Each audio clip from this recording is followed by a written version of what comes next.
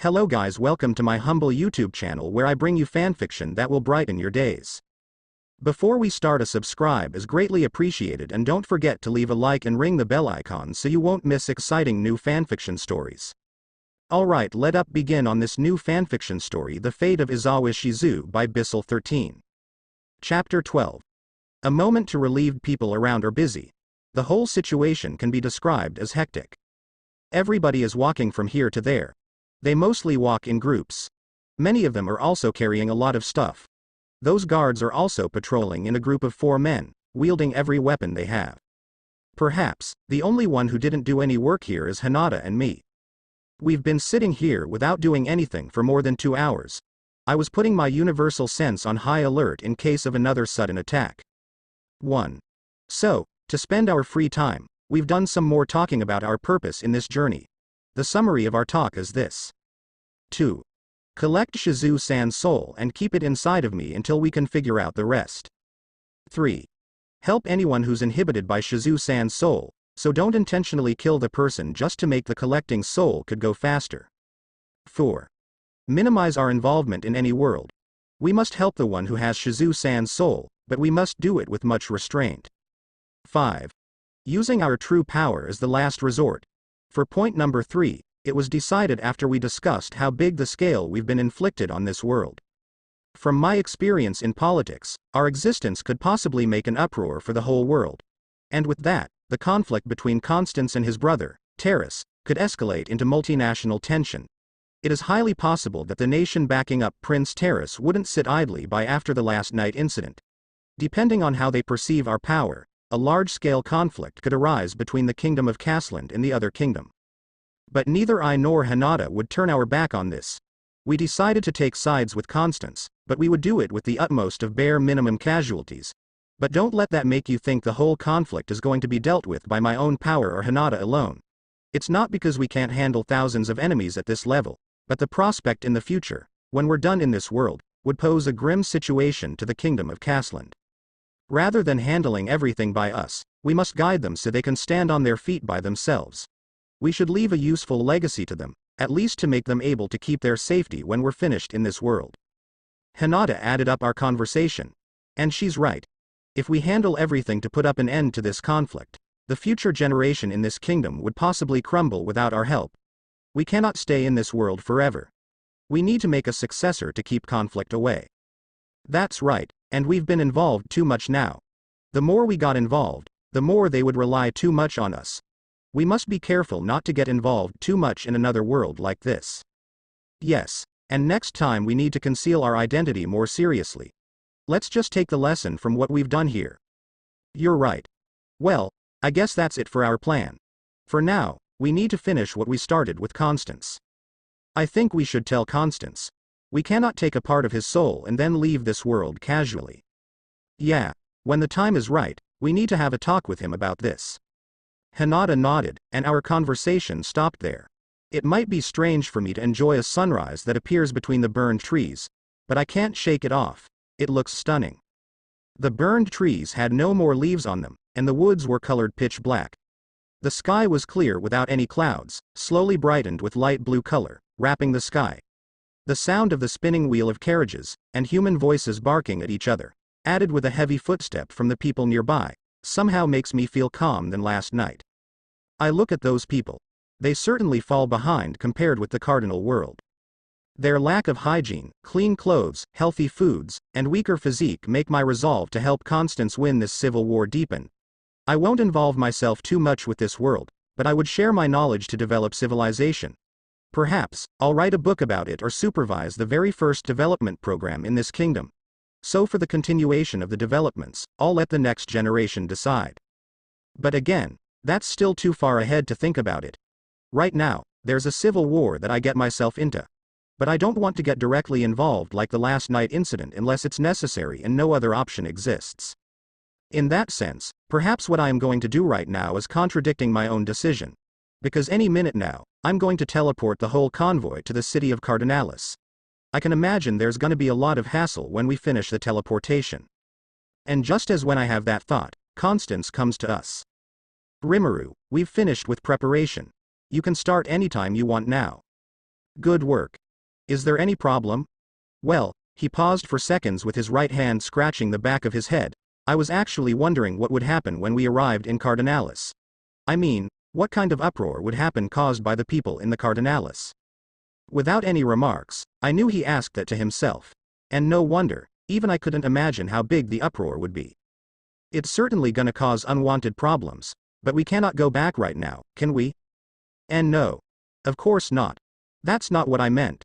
I'm sorry, I'm saying unnecessary words. No, it's okay. It's good to be able to say anything troubling us, right?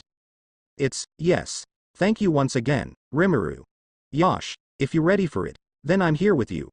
Let's finish this up and save your people. Yes.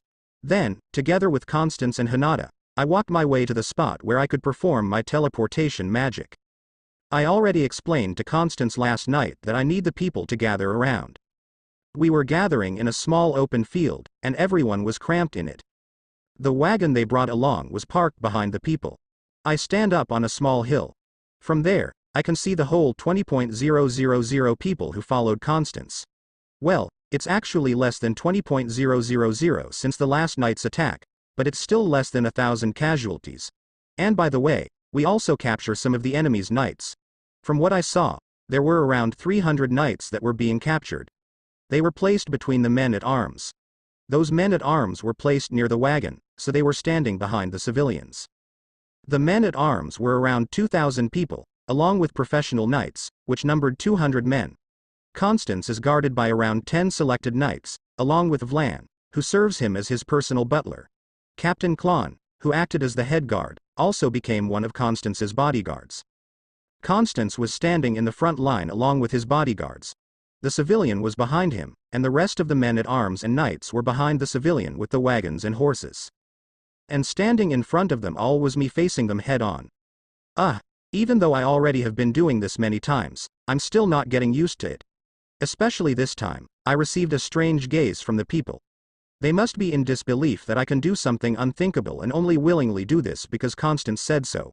Well, luckily, this time, I didn't have to say anything. I only need to teleport them. Let's make this quick, Rimuru. Hinata suddenly spoke. Oh yeah, I almost forgot she's standing beside me. Perhaps, those strange gazes I perceived were actually meant for her. You know, for her beauty. But that's not important to think about right now. Alright, let's do this. I'm ready. Master. Yosh. Without any words, I raise my hand up. Along with my raised hand, a huge light appeared on the ground. A super bright light, mixed between white and light blue, wraps the scene in front of me. With a normal eye, you won't be able to see what is going on. Perhaps, only me and Hinata can see what's going on right now. The light was gone up, with a blue circle enveloping the whole people and turning them into small particles. And before they knew it, we already arrived at the front gate of the city of Cardinalis. Many of the people let out a big gasp. Some of them only stood there in silence. Still cannot comprehend the situation. Constance is among them. The crowd soon scattered to walk around, checking the surrounding. They also touch the ground, see the sky, glance to the left and right, and do other strange activities. Is this what it looks when they see something unthinkable? And more of that. Suddenly, a dozen city guards ran towards us. Among them, surprisingly, was Captain Allen. I guess those lights from teleportation magic also appeared in the destination target. And I guess it's a pretty huge light since it can be seen by the people inside the city. The first who approached us was Captain Allen. Whwa? Johan Dono. Dono, is that you? Awkwardly, I turned my face to him, and I tried my best to let out a smile. You know, in the hope of diffusing the tension. Why yeah. Hello, Captain Allen. Nice to see you again. Peeved. I think I heard Hinata snickering at me, but it must be just my imagination. What are you doing here, Johan Dono? And what was happening before? He walked close to me while sheathed his sword. He sounds more in confused rather than panicked. But, well, he always has this loud personality. You know, that, Captain Allen, I'm glad to see you well. Suddenly I was interrupted by Constance. He came with Vlan and Captain Klon. Constance immediately raised his hand to have a shake with Captain Allen. But as you may guess, Captain Allen was more surprised to see Constance here. Why, Your Highness? Captain Allen immediately kneeled in front of Constance. Upon hearing him shouting that, the soldiers who followed him here also kneeled immediately. Meanwhile, Constance looks stunned but immediately regains his composure and lowers his hand. On your feet, Captain Allen. Yes. Captain Allen stood up, standing with a strapping pose. It's been a while, Captain. Yes. I'm overjoyed to see you well, Your Highness. How is everything going, Captain? Yes. My soldiers and I are all well. It would be a lie if I said everything is okay, but everyone is okay. That's good enough. Well done, Captain Allen.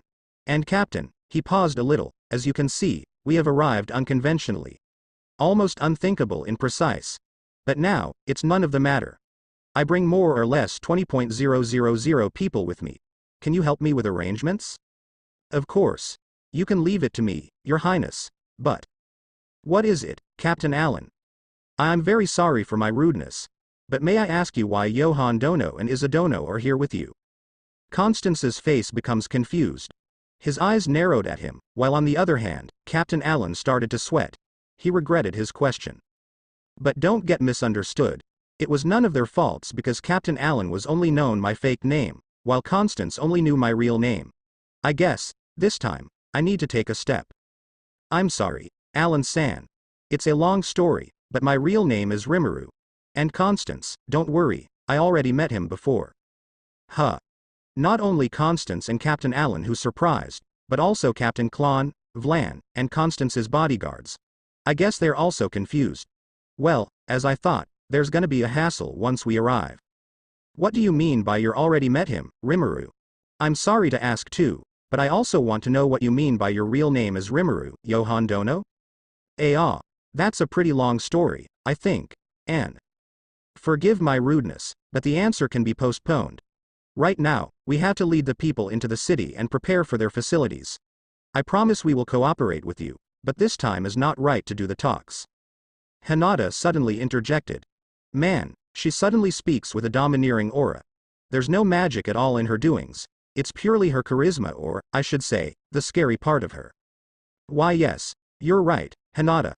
We should prioritize the people first. Let's go, Captain Allen. Hinata. I mean, yes, Your Highness. I'll lead the way. Captain Allen seems to be confused as well after hearing Iz's real name, but he decides to follow an order from Constance. I bet there are a lot of questions inside Captain Allen's mind. I praise him for being able to hold it long enough. And so, without further ado, we led the civilians and the remaining forces from the convoy to enter the city. At the front of the gate, there stood a young man with a tall figure. He's wearing his casual tunic, but he has his sword on his waist. He was accompanied by several dozen of soldiers beside him, blocking the entrance to the city. Without even needing to think, I already recognize him. He's Leroy, the vice captain.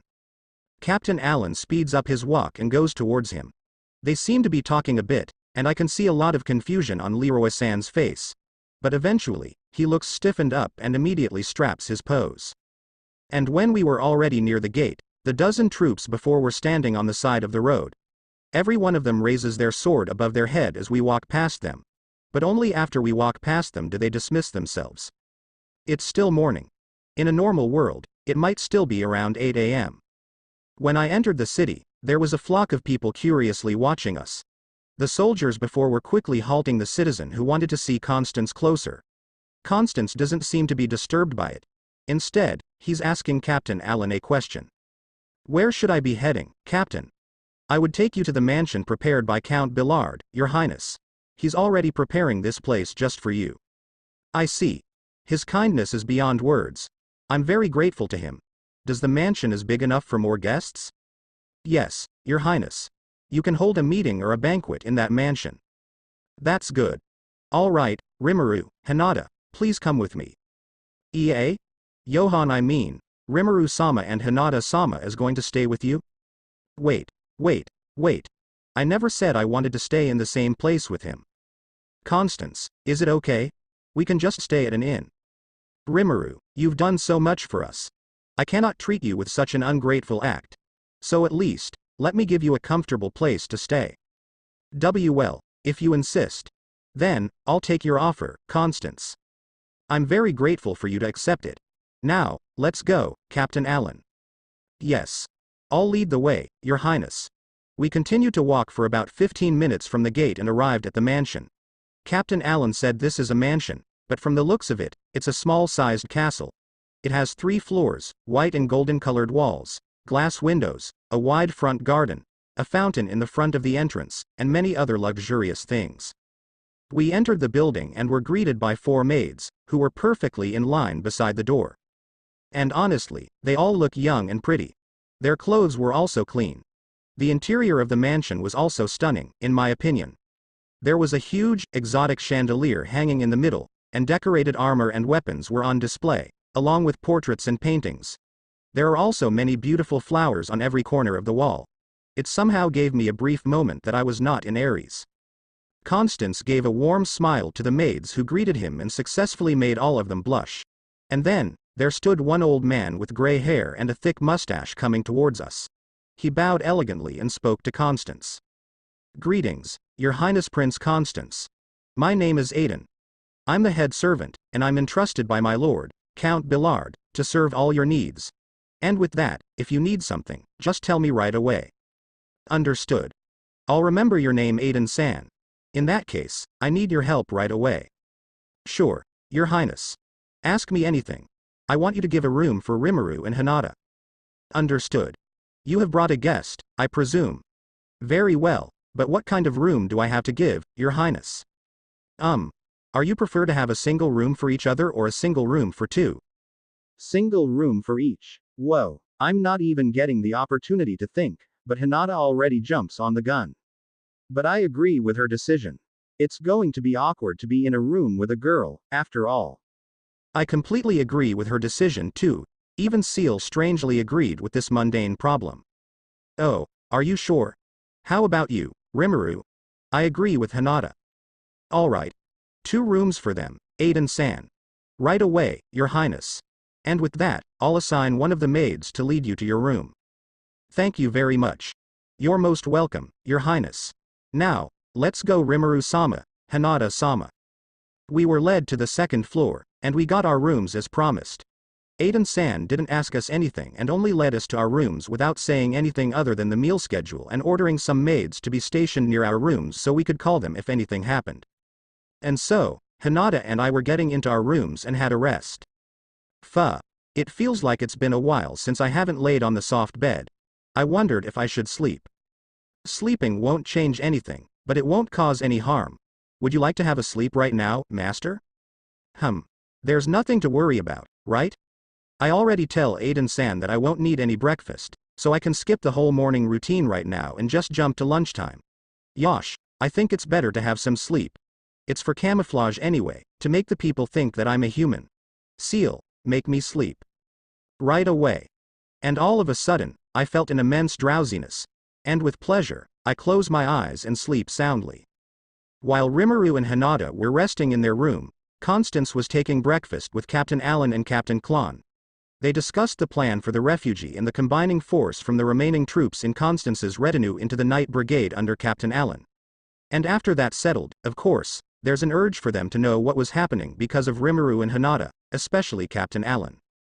So, Captain Allen, I know you have a lot of questions, but let me ask you first. Why did you call Rimuru and Hinata with the name of Johan and Iza?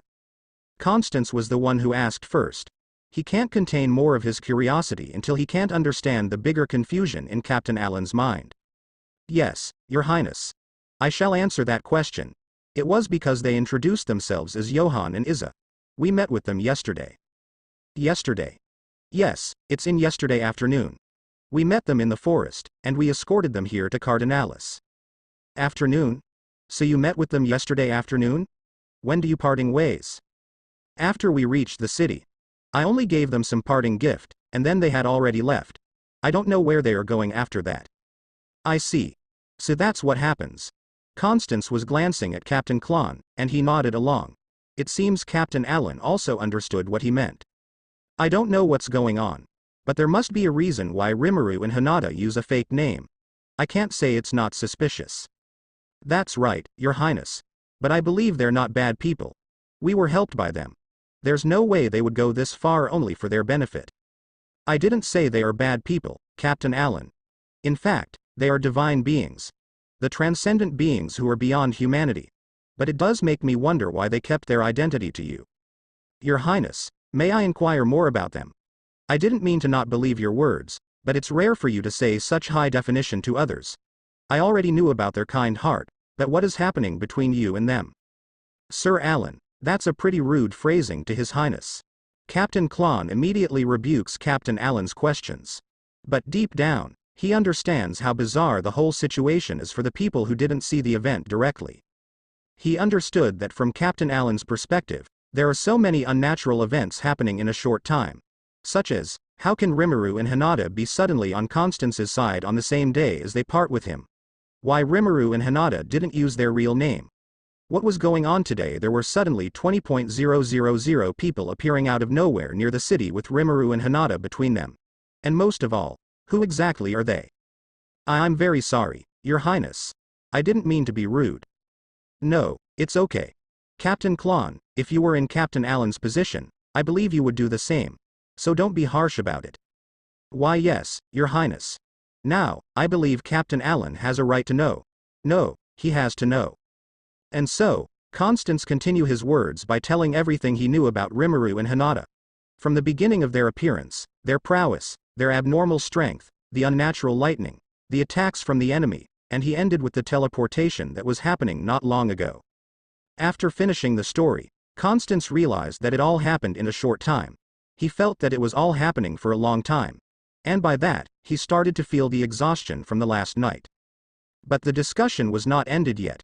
And he would feel bad if Captain Alan didn't understand the whole situation right now.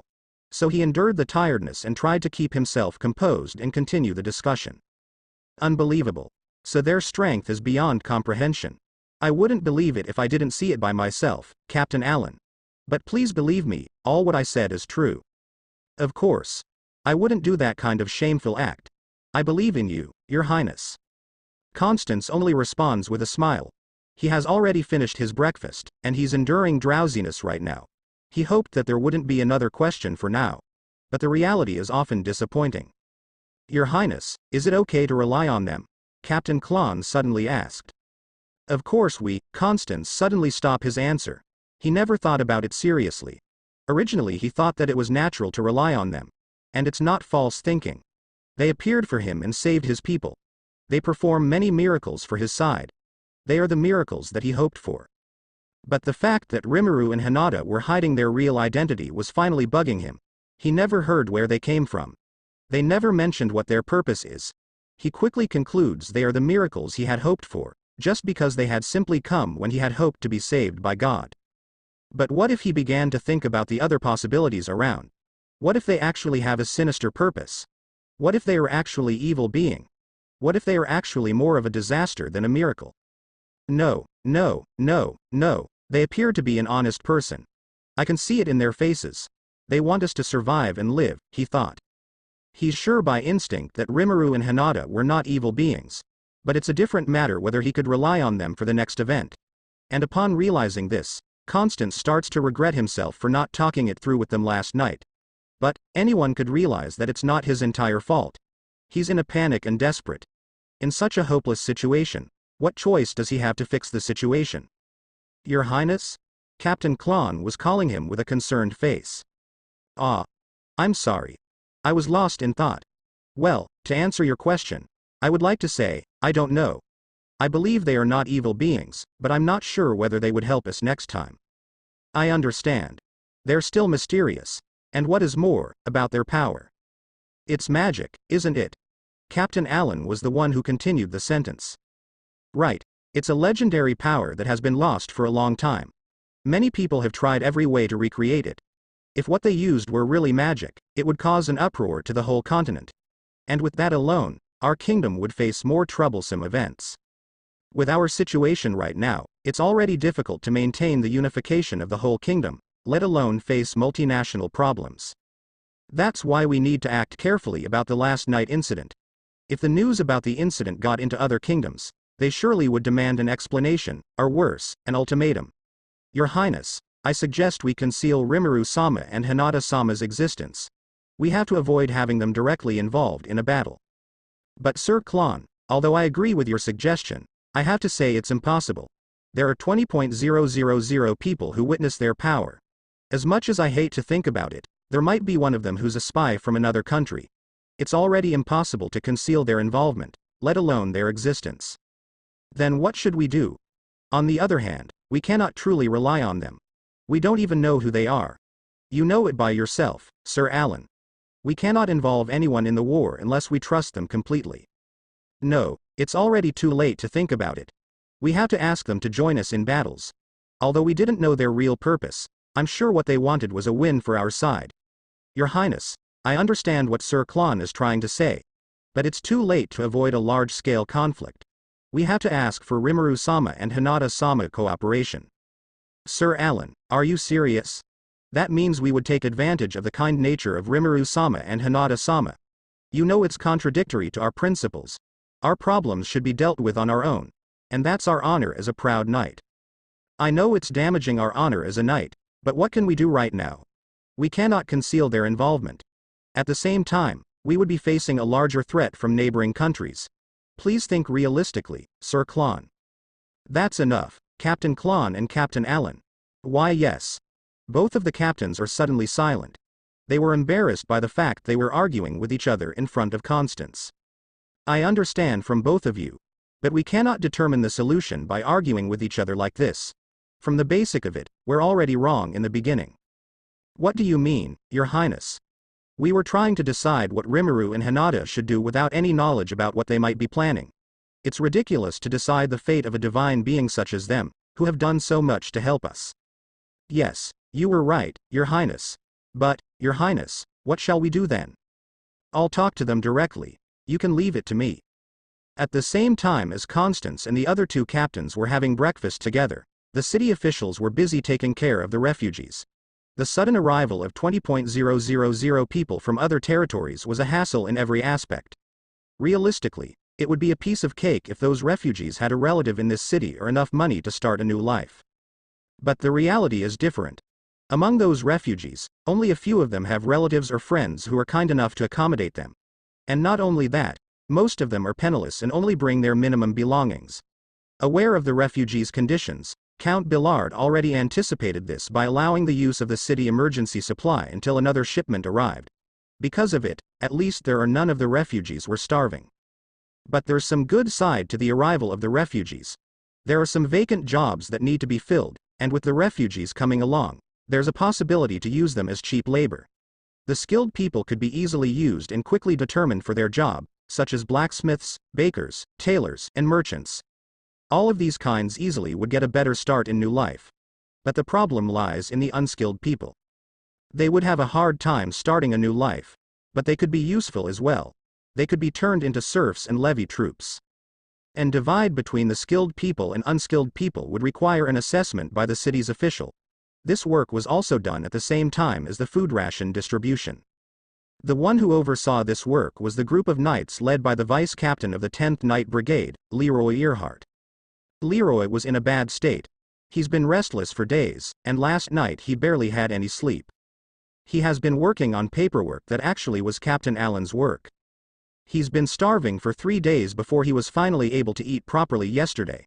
And just as this morning started, he saw a gigantic light appear from the ground outside the gate of the city. The worst thing is he still cannot understand the whole event that just happened today.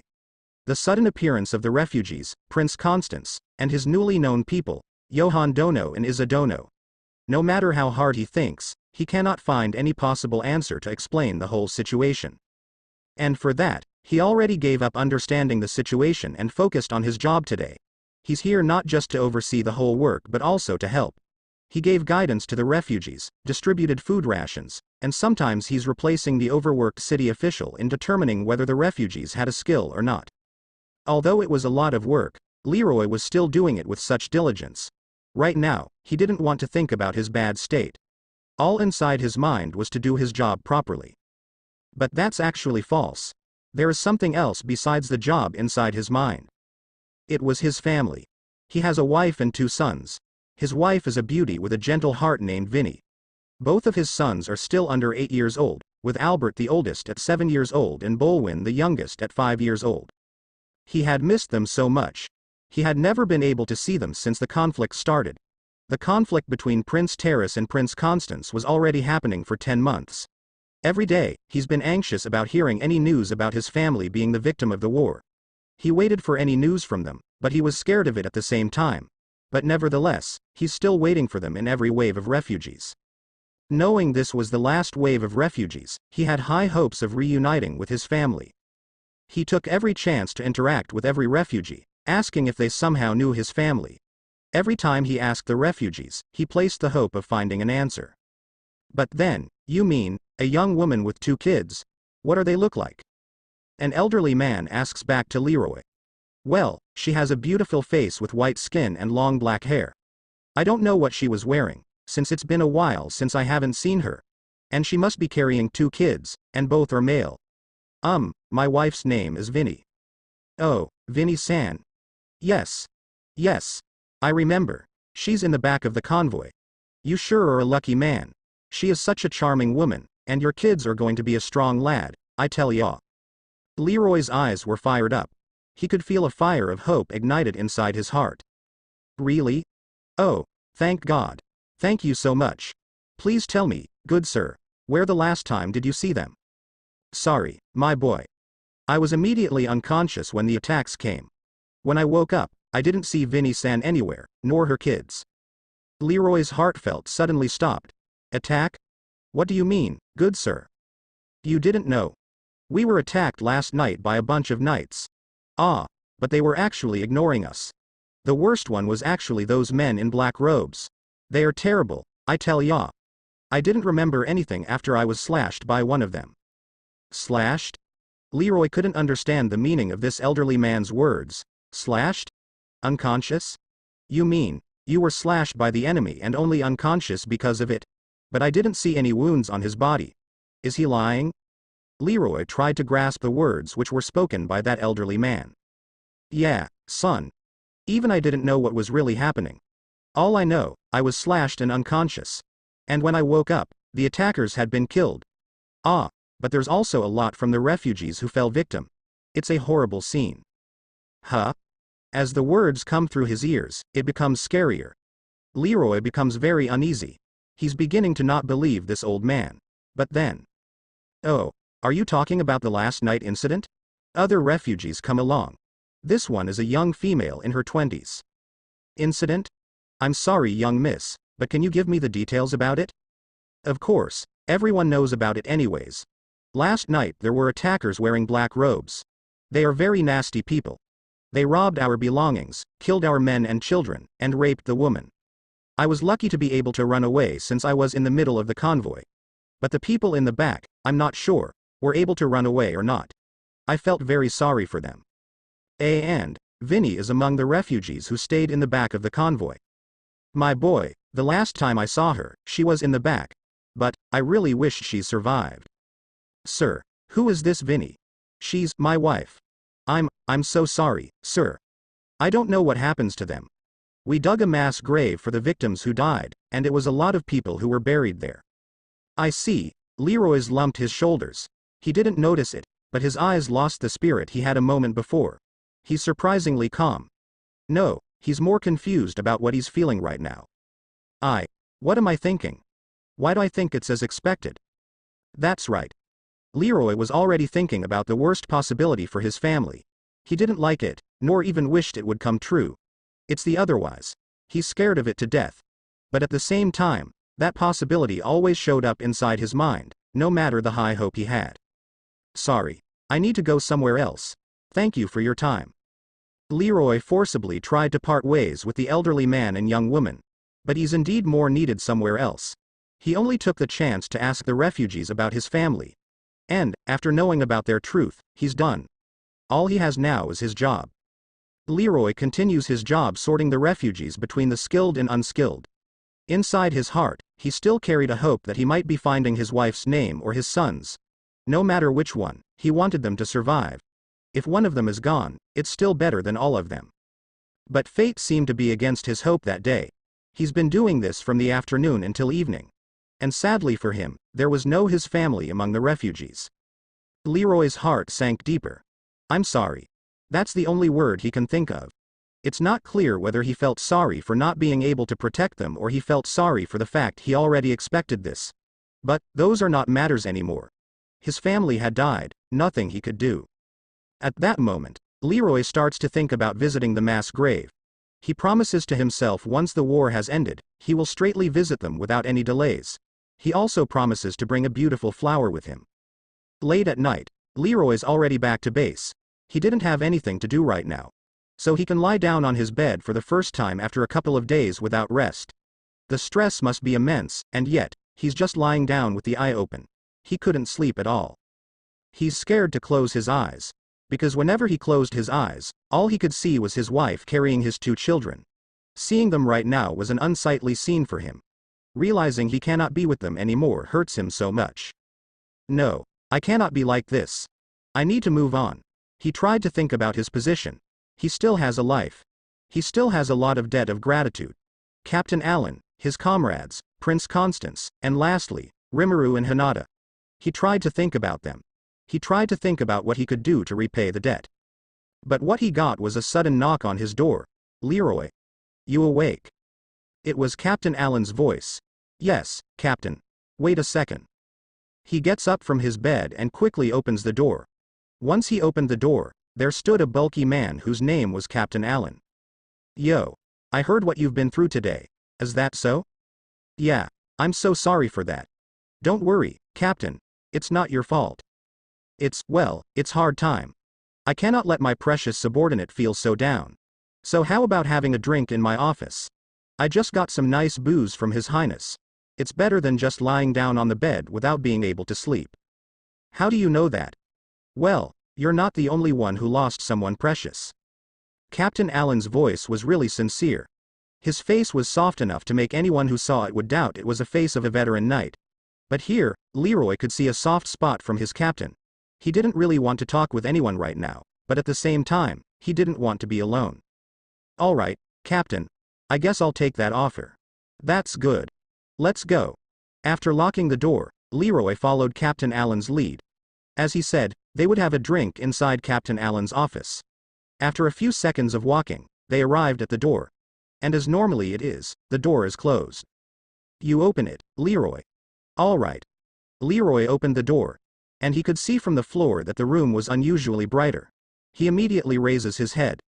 Suddenly, there was a figure standing in front of the desk. There are 3 figures. 1 adult woman and 2 children. And before he could see them clearly, Dad. The 2 children ran towards him while shouting. Leroy couldn't understand it for seconds. He thought he was seeing a ghost. But those children didn't let go of their hug. Instead, they grip at him tighter. Dad. I really miss you. What? Leroy couldn't see. His view becomes blurry. At first thought, he thought it was a sign of collapsing. But it's not. A gentle touch can be felt on his cheeks. A soft white skin from a woman he loved the most was touching his cheeks, wiping away his tears. I'm here, dear. Immediately, 2 pair of hands were hugging him. A warm and soothing gentle touch was circling around his neck. Before he realizes it, he already moves his arms towards them. With teary eyes, he hugs them all. There's no sound. But there's a joy. There are no words spoken. But there's a feeling delivered. There are tears. But there are smiling hearts. And without any one of them knowing, it was Rimuru who saved them.